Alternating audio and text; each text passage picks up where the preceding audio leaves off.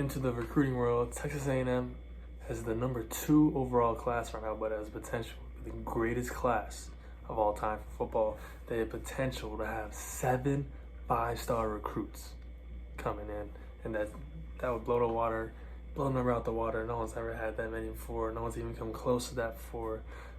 So they're on pace to do great things. Right now they have 4 5-stars, which is #1. They have 13 4-stars, which is 4th overall, and they have 4 3-stars. Out of the top 3 players, Texas A&M has 2 of them committed right now. They have Walter Nolan, #2 overall recruit, #1 D lineman out of Tennessee, and then they have Evan Stewart, #3 overall recruit, #1 overall receiver. That boy is from Texas. They also have #10 overall recruit in Gabriel Brownlow-Dindy, #4 overall D lineman, and that boy is from Florida. They also have Connor Wigman, #21 overall recruit, and he's #2 overall quarterback. And he has potential to jump #1 and be just the best overall. They decided to stay at home and go to Texas A&M. They are currently right now in top 100 24/7. They have 10 in top 100, and they're gonna make that a huge jump. Like I said earlier, they have 3 crystal ball 5-star recruits. That's Shaman Stewart, Harold Perkins, and then that's Kevin Banks. Texas A&M, if they had 7 5-stars, I see a lot of D linemen in this list, but then you get great guys like Von Miller and Myles Garrett. Texas A&M, they have a great, rich history of D line.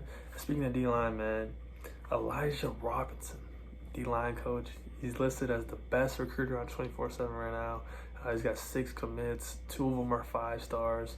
Now they have potential to add 7 5-stars, like I said earlier, adding 3 crystal ball too, and there's some that are crystal ball like 70, 30, Texas A&M being that 30. So they can have a lot more, and you see schools flipping recruits like Oklahoma, a lot of guys decommit, LSU, a lot of guys decommit, Miami, a lot of guys decommit. Texas A&M could lure them into the Aggie. Now they have potential to have 16 4-stars, which would add 3. Now Texas A&M, man, they beat Alabama this year, beat Auburn this year, two top 25 ranked teams. So they did some great stuff this year, and they did some great stuff in 2019 with, 2020 with Jimbo Fisher. Jimbo Fisher, man, he's been doing a great job recruiting. He's got great assistants. Up and down here, they lost to LSU, both Mississippi schools, Ole Miss, Mississippi State, and Arkansas. If Texas A&M can beef up their offensive line, man, watch out. And that's exactly what they're doing here, bringing in a lot of D linemen, a lot of offensive linemen. #2 quarterback. They lacked their quarterback this year. They haven't had that guy since Mon left. And so I think if they get this intact and get this highest recruiting class, man, watch out. If anybody got it, but if A&M, they have some few missing pieces away, they are right there. They can definitely do this thing. And it starts with offense, defensive line, and they're looking to add that right away. And the SEC, that's when you bring in schools like Oklahoma, bring in schools like Texas. If you play those 2 teams right away, you're going to beat them, because offensive, defensive line, it's going to be the huge separation factor. It's not in the SEC. It's not about the receivers. It's not about the DBs. Now it is in the end game, but it starts in the offensive line. People don't realize that enough. And that's what Texas A&M been doing since they came over, since Jimbo Fisher and the staff came over. Jimbo always did a great job at Florida State doing that, bringing in great guys, great skill guys, of course. But, you bring in #1 defensive lineman, #4 defensive lineman, #1 receiver. That's going to take care of its #2 quarterback. That's going to take care of itself. And rumors of Quinn Ewers coming. And he would, he'd damn near be considered in this class. So if you had the #1 quarterback recruit of all time, this is obviously going to be the best class. He wouldn't really count in this class, but, sort of say we'll just count him in this class because this is what the class he was supposed to be in.